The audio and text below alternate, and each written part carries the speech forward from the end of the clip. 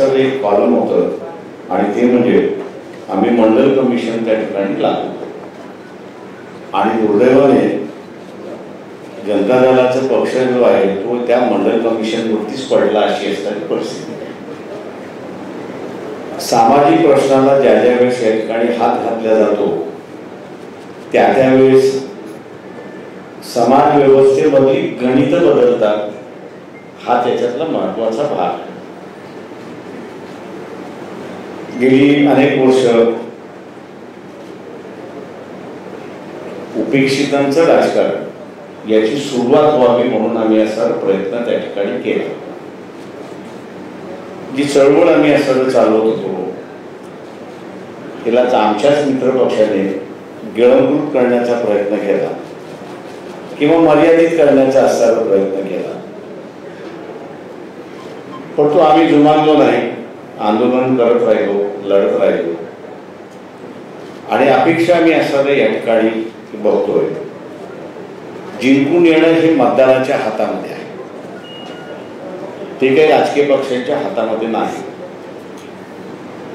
परंतु उमेदवारी देणं हे असणाऱ्या राजकीय पक्षांच्या हातामध्ये आहे किंवा त्या उमेदवारीच्या स्वरूपामध्ये त्याचं सामाजिकरण होईल, त्याचं सार्वत्रिकरण होईल ही अपेक्षा मी या ठिकाणी बाळगतोय.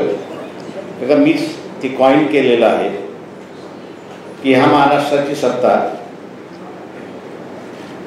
169 कुटुंबामध्ये होती, त्याच्यामध्ये 10 कुटुंबात असणारा वाढ झालेली आहे. नातेवाईकांचं राजकारण जर जसं वाढत गेलं तसं महाराष्ट्रातलं दिशांचं जे राजकारण होतं, मुद्द्यांचं जे राजकारण होतं, गरिबांचं जे राजकारण होतं हे बाजूला पडत गेलं आणि भांडवलशाहीचं, लुटारूंचं अशी सत्ता त्या ठिकाणी सुरुवात झाली अशी असणारी परिस्थिती आहे. नव्या गोष्टी मांडण्याची गरज आहे असं मी त्या ठिकाणी मानतोय. एका काळी अर्थव्यवस्थेमध्ये मोठ्या इंडस्ट्रीची गरज होती आणि ती आपण असताना भागवतो, पण आज असताना शेतीला जोडधंदा आपण असावा म्हणतो, पण शेतीची प्रक्रिया करणारे उद्योग याची आपण असताना चर्चा करत नाही. मी आज असताना मानतोय की सगळ्यात मोठा असताना एम्प्लॉयमेंट हे काही सेक्टर्स सामान्य माणसाच्या हातामध्ये आपल्याला कशा रीतीने देता येतील, व्यापारी आणि भांडवलदार याच्या हातामध्ये जाणार नाही याची जर दक्षता आपण घेतली तर मी असायला म्हणतो की डॅव्होसला जाऊन असणारा मोठमोठे लाख लाख प्रोजेक्ट कधी आलेले मी पाहिलेले नाही. करारनामे फक्त त्या ठिकाणी होतात, पण या शेतीवरती पिकणाऱ्या प्रक्रिया करणारी यंत्रणा जर उभी राहिली तर महाराष्ट्रामध्ये प्रचंड मोठ्या प्रमाणात एम्प्लॉयमेंट होऊ शकतं आणि एक नवीन दिशा त्या ठिकाणी देता येते. अनेक असे प्रश्न आहेत की ज्याच्यावरती चर्चा करून आम्ही असणाऱ्या भूमिका आपल्या समोर त्या ठिकाणी मांडत राहू. अपेक्षा एवढीच आहे की मी शरद पवारांची रिॲक्शन आज वाचली आहे, नवीन नाही. आमच्या दोघांचं भांडण फार जुनं भांडण आहे, शेतातलं भांडण नाही, नेतृत्वातलं भांडण आहे, दिशेचं भांडण आहे.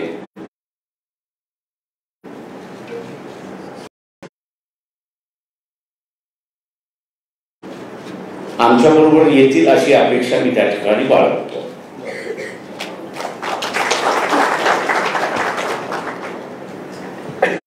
कारण हा लढा मी एका वेगळ्या मार्गाने बघतो. नरसिंहराव ज्यावेळेस पंतप्रधान झाले आणि VP सिंग आणि चंद्रशेखर गेले त्यावेळेस मी खासदार झालो. आमचा पहिला असणारा आवाज होता त्यावेळेस टेलिकॉम मंत्री जे होते त्यांच्या विरोधात. 15 दिवस आम्ही असताना सभागृह बंद केलं.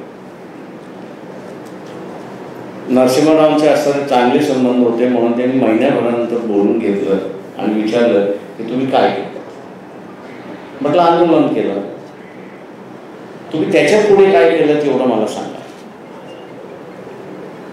तर म्हटलं माझ्या लक्षात आलेलं नाही, संध्याकाळी या सांगतो. आणि संध्याकाळी बसल्यानंतर त्यांनी असं सांगितलं की अशा रीतीने तुम्ही असं चालवत गेला तर पॉलिटिकल लिडरशिप ह्या देशामध्ये तुम्ही संपवणार. आज दुर्दैवाने मी असं जे बघतोय की त्या काळी नंतर आम्ही असं त्या सगळ्या गोष्टी थांबून व्यवस्थितरित्याने असं मांडण्याचा प्रयत्न केला. पण आज ईडीच्या मार्फत या देशातलं पॉलिटिकल लिडरशिप संपवण्याचा असणारा भाग त्या ठिकाणी चाललेला आहे. त्यांनी खरंच आरोप केला असेल, खरेच पैसे खाते असेल तर त्यांच्या कोर्टात घेऊन जा, केसेस चालवा आणि जेलमध्ये टाका. पण कोर्टात जायचं नाही, जेलमध्ये चालवायचं नाही आणि फक्त लिडरशिपवरती असणारा जो आक्षेप घेण्याचा असणारा भाग आणि कॅरेक्टर एसिग्नेशन करण्याचा जो भाग चाललेला आहे तो सगळ्यात मोठा डेंजरस मी असणारा त्या ठिकाणी मानतो. आपण कोणीही अमरपट्टा घेऊन आलेलो नाही. एक दिवस आपलाही असणारा अंत होणार आहे, तसा नरेंद्र मोदी यांचाही अंत होणार आहे. त्यांच्या पक्षामध्ये त्यांनी लिडरशिप, दुर्दैव मी असं म्हणेन की त्यांनी त्यांच्या पक्षामधली सुद्धा लिडरशिप संपवलेली आहे, वरती येऊ दिलेली नाही. मला अनेक मंत्री त्यांच्यातले असणारे भेटतात आणि सांगतात की आम्ही असणारा फक्त फायली उचलून घेऊन जायचं आणि करायचं, एवढंच आमच्याकडे कामकाज राहिलेलं नाही.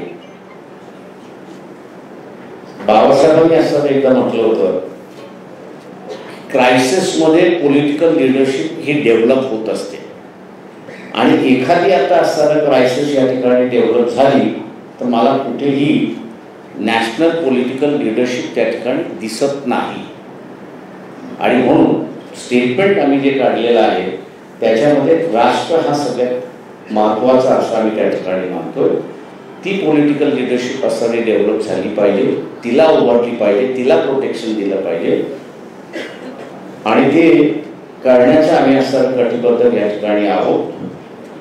महाराष्ट्रात असेल, महाराष्ट्राच्या बाहेरचं असेल, जे जे प्रादेशिक पक्ष आहेत आणि प्रादेशिक पक्ष स्वतःचं लिडरशिप आणि स्वतःचं संघटन उभं करणार असतील तर त्यांना आमच्याकडून नेहमीच मदत राहील, पाठिंबा राहील आणि त्यांच्या प्रयत्नामध्ये आम्ही असा जेवढा हातभार घालता येईल तेवढा हातभार आम्ही या ठिकाणी घालू.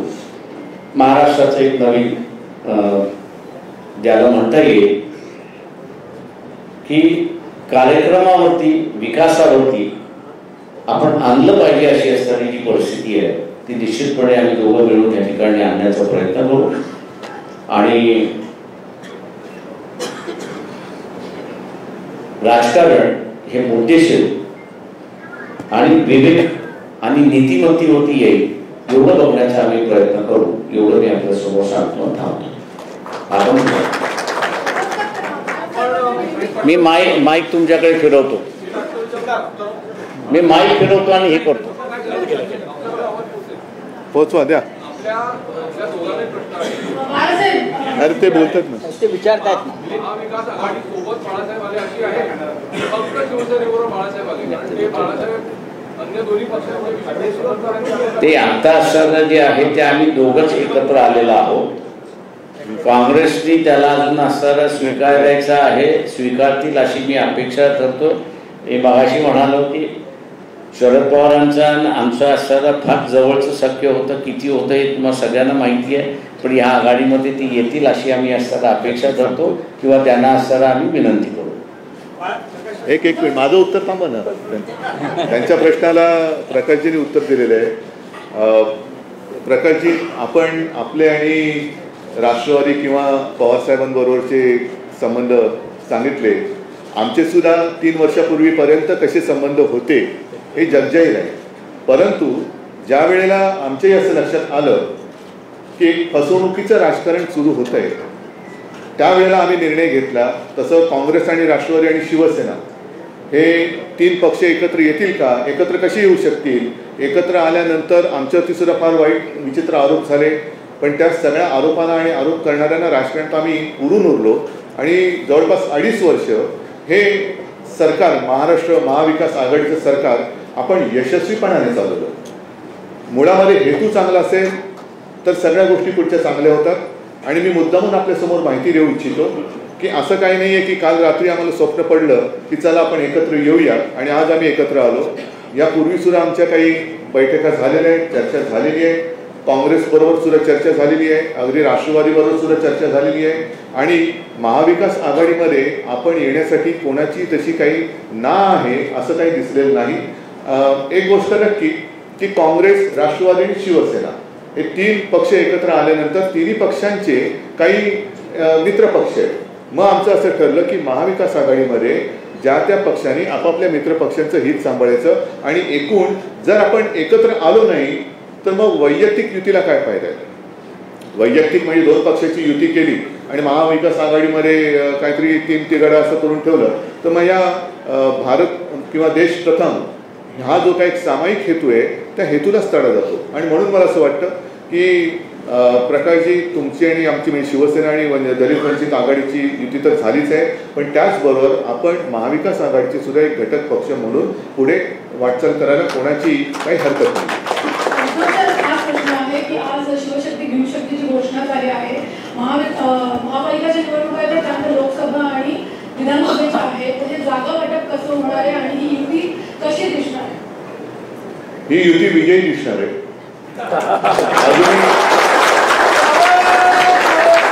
अजूनही निवडणुका जाहीर झालेल्या नाहीत. आम्ही तर सांगतोय पहिल्या दिवसापासून निवडणुका घ्या, हिंमत असेल तर निवडणुका घ्या. हे माझं त्याही वेळेचं आव्हान, जेव्हा आमची युती नव्हती तेव्हापासूनचं आव्हान आज सुद्धा कायम आहे. लवकरात लवकर ह्यांनी निवडणुका घ्याव्याच. मग जागा वाटप काय असेल, कसं काय असेल तो प्रश्न आमचा आहेच. तो विचार केल्याशिवाय का आम्ही एकत्र आलेलो नाही आहोत. पण आज सुद्धा माझं तुमच्या सगळ्यांच्या माध्यमातून या गद्दारांना म्हणा आणि त्यांच्या गद्दारांच्या राजकीय बाब झाल्याला आव्हान आहे की हिंमत असेल तर लवकरात लवकर निवडणुका घ्या. काँग्रेस आणि राष्ट्रवादी सोबत आहे. राष्ट्रवादीविषयी प्रकाश आंबेडकर सांगायचे होते, परंतु काँग्रेसची जी महाराष्ट्राची लिडरशिप आहे त्यांचं असं मत आहे की प्रकाश आंबेडकर यांना सोडलं गेल्याबाबत आमच्याकडे कुठलाही प्रस्ताव आला नाही आणि चर्चाही नाही. मग तुम्ही कसं म्हणतात की तेही आमच्यासोबत आहे? दिसेल ना आज उद्या मी जे काय बोलले ते खरं आहे का ते जे काय बोलले ते खरं आहे ते दिसेल.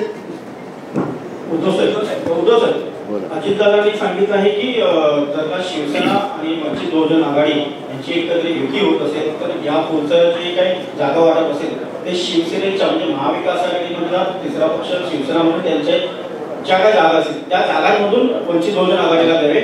महाविकास आघाडीमध्ये त्यांना स्थान असेल असं अजितदादांनी म्हटलं. नाही, महाविकास आघाडीमध्ये स्थान असणार.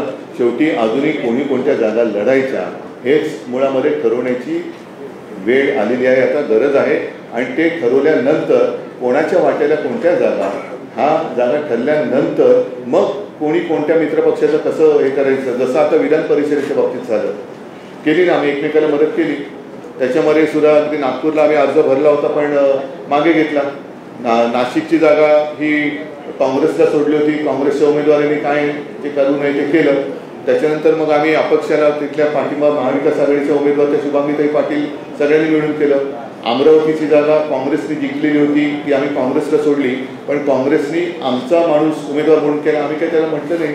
त्याच्यामुळे हे सामंजस्याचं राजकारण आता यापुढे करायचं नसेल तर मग मला असं वाटतं एकत्र येण्याचं नाटक कोणी करू नये.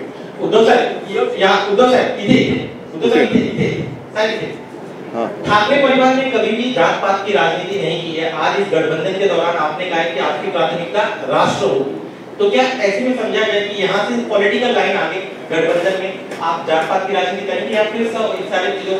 मेरे पिताजी ने कई बार कहा है कि आमचं हिंदुत्व हे राष्ट्रीयत्व आहे. हे त्यांनी अनेकदा बोललेलं आहे. मैं कोई नई बात नहीं करने जा रहा हूँ. अगर नई बात मैं करता तो बात अलग थी, लेकिन मैंने जो मेरे पिताजी ने कहा है वही बात मैं दोहराता हूँ और उसी राह पर हम चले हैं. और इसके आगे जाकर मैंने कहा कि पिताजी ही क्यों, मेरे जो दादाजी थे और हमारे दोनों के दादाजी, उन्होंने उस वक्त जो हमारे धर्म में बुरी कुछ गलत प्रथाएं थी. हाँ, मैं थोडं हिंदी माझं हा एक आता फायदा होणार आहे मला. गलत प्रथाएं थी उसका विरोध किया. तो हमेशा देश हित सबके सामने, पहिले देश नहीं रहेगा तो हम क्या रहेंगे. आणि हिंदुत्व आमचा श्वास आहे, हिंदुत्व हे राष्ट्रीयत्व आहे. हिंदुत्व म्हणजे काय आहे हे सगळं प्रकाशजींनी ऐकलेलं आहे, वाचलेलं आहे आणि त्यांनी सांगितलेलं आहे की आता जी काही शिवसेना पुढे येते ते आम्हाला मान्य आहे. उद्धवजी, आज युतीची घोषणा होते आहे. यापूर्वी अनेक बैठका झाल्या. या बैठकांमध्ये खास करून मुंबई महानगरपालिकेसंदर्भात जागा वाटपाची काही प्राथमिक चर्चा झालेली आहे का? दोन्ही पक्षांकडून काही म्हणून मी तुम्हाला काय सांगतो, हे असे सगळे प्रश्न तुम्ही विचारण्यापेक्षा माझं पुन्हा एकदा या सरकारला आव्हान आहे, हिंमत असेल तर निवडणुका घ्या. मग आमच्या युतीचा जागा वाटप काय झालेला आहे, कसं झालेलं आहे, चर्चा काय झालेली आहे, ते तसं करण्यापेक्षा आम्ही लढून जिंकूनच टाकू ना. आपण म्हणालात की वंचित बहुजन आघाडी महाविकास आघाडी यावं यासाठी म्हणजे त्याची काही हरकत नाही, पण शरद पवार आणि प्रकाश आंबेडकरांचे जे संबंध पाहतात ते संबंध सुधारावे यासाठी आपण व्यक्तिशः काही नक्कीच करणार ना. म्हणून मी तर असंच म्हणेन की त्यावेळेला आम्हाला गृहीत धरून राजकारण केलं गेलं होतं 1-2.5-3 वर्षापूर्वी की शिवसेना काँग्रेससोबत जाऊ शकत नाही, शिवसेना राष्ट्रवादीसोबत जाऊ शकत नाही. त्या तर वेळेला मला असं सांगण्यात आलं की बघा राष्ट्रवादीबरोबर चाललंय, पवार साहेबांचं लौकिक तुम्हाला माहिती आहे, कधी पण दगा देतील. हे मी जाहीर भाषणात सांगितलेलं आहे. मी त्यांच्याकडे बघत राहिलो आणि माझ्याच लोकांनी दगा दिला. म्हणजे एकूण जे राजकारण चाललेलं आहे की आता दुसऱ्याचं घर फोडून स्वतःचं घर सजवणारी अवलाद जी सत्तेवरती येऊ बघते ती दाढून टाकण्याची आज गरज आहे आणि त्याच्यासाठी गरिबांचा आणि सगळ्यांचा जो एक घरनिराश झालेला आहे तो दूर करण्याच्या गरज. माझा प्रश्न प्रकाश आंबेडकर साहेबांना आहे. आता उद्धव साहेबांनी त्यांच्या हिंदुत्वाबद्दल सांगितलं नाही. आतापर्यंत शिवसेना आणि वंचित बहुजन आघाडी किंवा प्रामुख्याने हिंदुत्वाचा मुद्दा होता. उद्धव साहेबांनी जे हिंदुत्व सांगितलं त्याच्यावर तुमचं काय म्हणणं, ते स्वीकार्य असेल का वंचित बहुजन आघाडीला? ते मी मागे त्या दिवशी म्हणालो होतो की प्रबोधनकारांचं जे हिंदुत्व होतं आणि त्यांनी असणारं जे चाललेलं होतं त्याच्यावरती चालण्याचा असणारा बाद शिवसेनेचा असल्यामुळे समाज सुधारण्याची गरज जी होती ती तुम्हाला असणारा काही वेळेस कडवटपणाने घ्यावी लागते आणि ती प्रबोधनकारांनी घेतली. त्याच्यामुळे ती लाईन सुरुवात राहील असं मी अगोदरच आम्ही ठरवलं असल्यामुळे ती लाईन पुढे जाईल आणि हळूहळू आपल्याला दिसण्यात येईल की कशा पद्धतीने जायचं आहे. निगेटिव्ह राजकारण जे आहे हिंदुत्वाचं सध्या RSSचं आणि BJPचं द्वेषाचं जे आहे की आम्ही ख्रिश्चनांच्या विरोधात, आम्ही मुसलमानांच्या विरोधात आणि म्हणून सगळ्यांनी एकत्र या असं जे आहे याच्यापेक्षा समाजव्यवस्था एकत्र कशी आली पाहिजे, कुठच्या मुद्द्यांवरती आली पाहिजे, ती कशा पद्धतीने येईल याची असणारी मांडणी आम्मी करत जाणार आहोत. देखा गया है कि जो गठबंधन होते हैं शिवसेना के साथ जो गठबंधन वो हमेशा मातोश्री पर हमने देखे, इस बार आप यहाँ पर आए हैं, क्या इसके पीछे? मैं कई दिनों से यहाँ आना चाहता था लेकिन कोई बुला नहीं रहा था मुझे.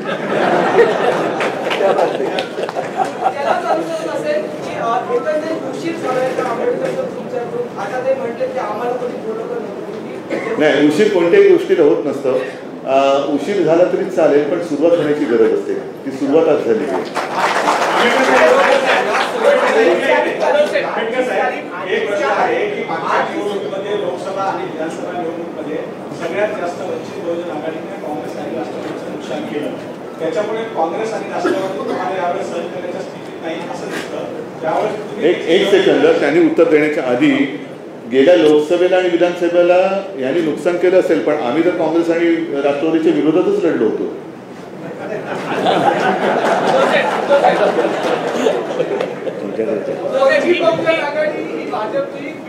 असं वारंवार बोललं गेलं होतं. शिवसेनेचे काही युती होते की त्यांनी आरोप केले होते. मग आता पुन्हा एकदा शिवसेनेची युती भाजपच्या युती बरोबर झाली असं म्हणायचं का? जिथे भाजप बरोबर आमची युती होते आणि त्यांनी आम्हाला दगाफटका केल्यानंतर मग किती टीम ABCD काय करायचं, म्हणजे आमची एक टीम बरोबरच युती असताना त्यांनी ती युती त्यांच्या स्वार्थापायी मोडली.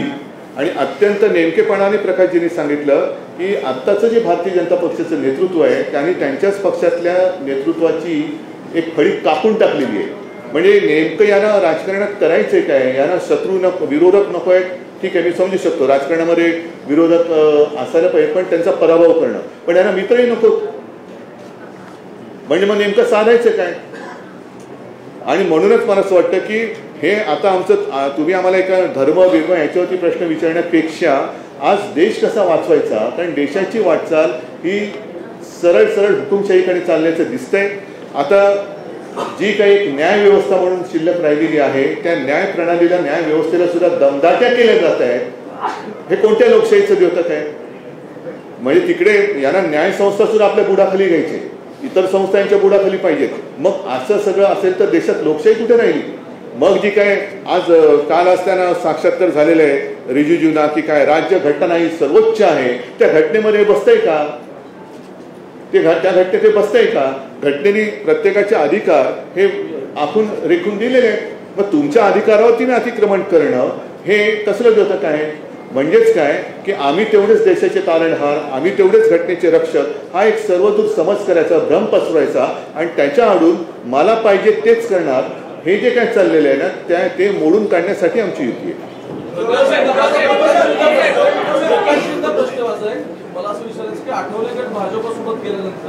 कोण बोलतोय? अच्छा खाली. हा आम्हाला असं तळागाळातले प्रश्न पाहिजे.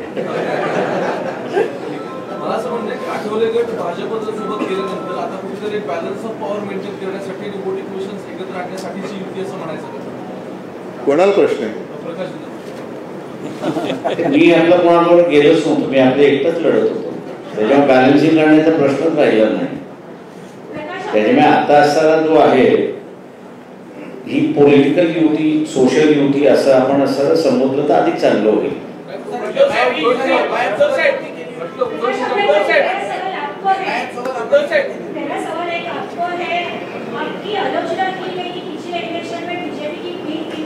मैंने कहा ना उत्तर दिया उसको. राष्ट्रवादी और एनसीपी और कांग्रेस के साथ आपका कैसा आगे गठबंधन कैसा रहेगा, आपकी राजनीति उनके साथ कैसी रहेगी? देखिए सवाल जो आपने जो पूछा है वो लोकसभा के वक्त जो है कांग्रेस और एनसीपी दोनों का ये सवाल था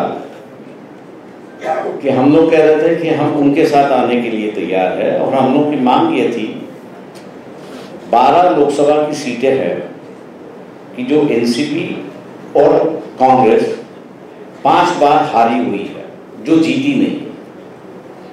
हम उनसे ये कह रहे थे कि भाई इन 12 सीटों में से आप हमसे शेयर कर लीजिए. कांग्रेस शेयर करने के लिए तैयार नहीं थी. अब वजह क्या है मैं आज नहीं बताना चाह रहा हूं, लेकिन जब उनको पता चला कि एमआईएम के साथ में हम लोग का जो समझौता था वो उनके लिए दिक्कतें खड़े कर रहा है, तो उन्होंने ही आरोप लगाया, कांग्रेस और एनसीपी ने आरोप लगाया कि हमको जो है वो बीजेपी ने खड़ा किया. सवाल यह है कि उनको जीतना था या हारना था. पिछले लोकसभा के इलेक्शन में हम लोग 65 लाख वोट लिए थे. अगर उसकी जोड़ अगर एनसीपी और कांग्रेस में हो जाती तो शायद मेरे ख्याल से 20-20 सीटें दोनों जीतते, ऐसी एक परिस्थिति है. सवाल यह है कि इसमें अगर कोई तथ्य होता तो लोग हमारे पीछे नहीं होते, लेकिन कांग्रेस की जो रणनीति थी, एनसीपी की जो रणनीति उस वक्त थी, अब मेरे ख्याल से उसके पीछे छोड़ना चाहिए.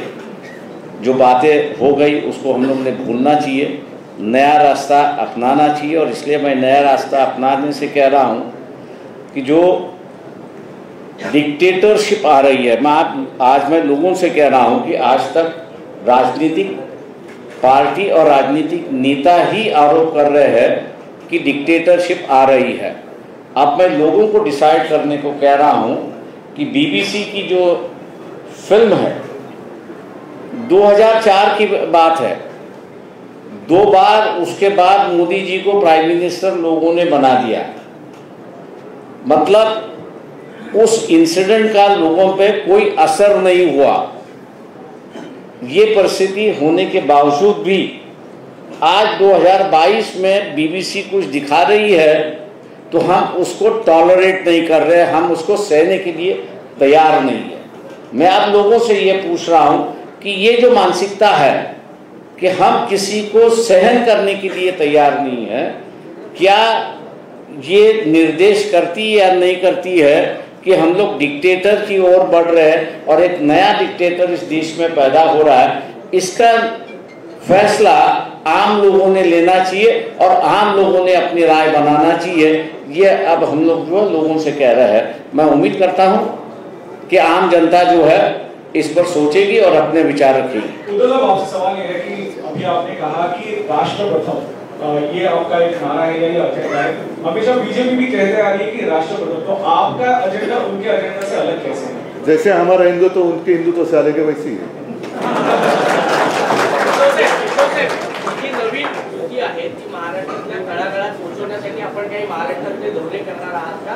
आणि दुसरा प्रश्न असा आहे की गेल्या महिन्याभरापासून तैलचित्राचा जो विषय आहे, तैलचित्र विधिमंडळात लावण्यात येणार, आपल्याला निमंत्रण आहे, आपण पाहिलं नाही, अशा वेगवेगळ्या गोष्टी बाहेर ऐकायला येत होत्या, त्यावर आपलं काय मत आहे? एक पहिला मुद्दा असा आहे की मी स्पष्ट करू इच्छितो, आत्ता जे प्रकाशजींनी सांगितलं की नया रास्ता आणि त्याच्याबरोबर काँग्रेस आहे, राष्ट्रवादी आणि शिवसेना आहे, असे सगळे एकत्र आहेत आणि प्रकाशजी नया रास्ता म्हणतात, त्याच्याबरोबर नया रास्ता आणि नया रिश्ता, ह्या महत्त्वाच्या गोष्टी। एक रिश्ते की नई सुरुवात हम करने जा रहे हैं आणि ज्या काही भूतकाळात चुका झाल्या असतील त्या आता गाडून टाकून आपल्याला पुढे जाणं गरजेचं आहे, कारण नाही तर खरंच आज देशासमोर नेतृत्व कोण करणार हा मोठा प्रश्न आहे आणि ती जी काही पोकळी तयार झालेली आहे ही पोकळी देशासाठी घातक आहे आणि असंच जर काय या दिशेने राजकारण चालत आलं तर फार पूर्वी जे शिवसेना प्रमुख म्हणायचे की देशात अराजक येईल, तर देशाची अराजकाकडे ही वाटचाल तर सुरू नाही झाली,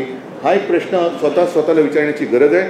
आणि म्हणून मला असं वाटतं की ज्याप्रमाणे शिवसेना, काँग्रेस आणि राष्ट्रवादी, माझा काही त्यावेळेला संबंध नव्हता राजकीय, जेव्हा आम्ही 25-30 वर्ष एक हिंदुत्व भाजप एक म्हणजे आम्ही वटपौर्णिमा करत होतो, सगळं करत होतो, याचा अर्थ असा नाही की जन्मोजन्मी हाच जाऊ द्याचा, तर बायको म्हणाले, पण त्यांनी मात्र काही करायचं, त्यांनी PDP बरोबर बसायचं, त्यांनी यांच्याबरोबर जायचं, त्यांनी त्यांच्याबरोबर जायचं, म्हणजे आम्ही वटपौर्णिमा करतो आणि ते बाहेर खाली पडत होते, असं हिंदुत्व आम्हाला मान्य नव्हतं। आणि खरं हिंदुत्व काय आहे की ठीक आहे ना, आज मोहन भागवत, आज म्हणजे आता मी दसऱ्याच्या वेळेला बोललेलो, मशिदीत जाऊन आले,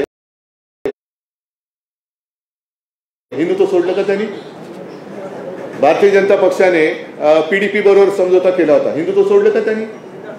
संघमुक्त भारत म्हणणाऱ्या नितीश कुमार बरोबर त्यांनी आता त्यावेळेचा चाललेला लालू आणि त्यांचा संसार मोडून घुसले होते, हे दुसऱ्याचा संसार मोडून त्याच्याबरोबर साठवलुट करणं हे हिंदुत्व आहे का? तर ह्या सगळ्या गोष्टी आता खूप झाल्या, ते जे म्हणतील तेच खरं, हा एक जो भ्रम ते निर्माण करतात तो मोडून काढण्यासाठी आम्ही एकत्र आलेलो आहोत। आणि साहजिकच आहे, ज्या वेळेला एकत्र येऊन वाटचाल कशाला म्हणतात, ती वाट चालली पाहिजे आणि त्याच्यासाठी महाराष्ट्रभर जिथे जिथे जाण्याची गरज असेल तिकडे मी जाणार।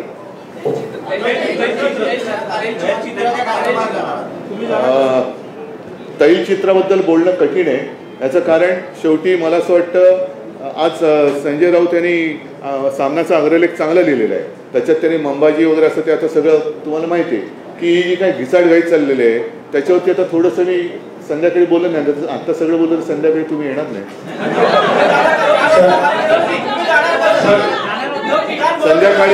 संध्याकाळी मी जाणार आहे, नक्की जाणार आहे, 5 वाजता रिगलच्या पुतळ्याच्या इकडे मी नक्की जाणार आहे आणि त्याच्यानंतर 6 वाजता षण्मुखानंद हॉलमध्ये नक्की जाणार आहे।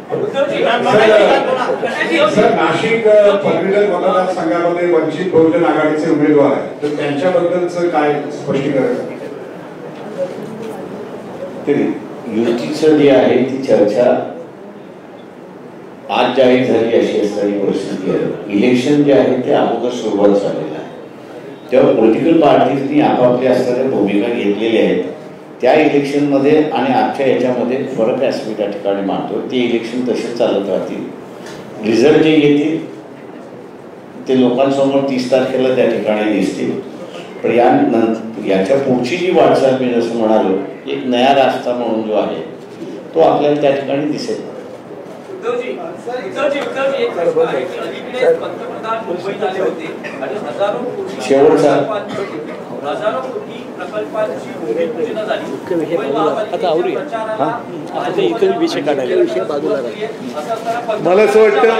मला असं वाटतं की भ्रष्टाचार हा सगळ्यात महत्त्वाचा मुद्दा. मला असं वाटतं की या काही मुद्द्यावरती मी आज संध्याकाळी बोलणार आहे. म्हणून आता एक राज्याच्या आणि देशाच्या दृष्टीने एक महत्त्वाचं जे पाऊल आम्ही दोघं टाकतोय ते म्हणजे शिवशक्ती भीमशक्ती एकत्र येणं. त्याच्यासाठी देशाचा विचार करणं साहजिकच आहे. याचा अर्थ आम्ही कोणी काही धर्म सोडून कुठे काय पुढे जाणार आहोत अशातला भाग नाही. पण देश हा आमचा धर्म आहे, माणुसकी आमचा धर्म आहे. त्यांनी जो काही धर्म स्वीकारलेला आहे, माझा धर्म जो काय आहे तो त्याच्यात एकमेकाच्या आड कुठे न येता दोन्ही धर्म आणि त्यातल्या वाईट रूढी परंपरा दूर करण्याचं काम मी मागाशी सांगितलं की दोघांच्या आजोबांनी केलं. तीच वाटचाल आम्ही यापुढे करत राहू. ठीक आहे. मला असं वाटतं आपण धन्यवाद. आभार मान हा घ्या बढिया. कोणी बोलायचं नाही.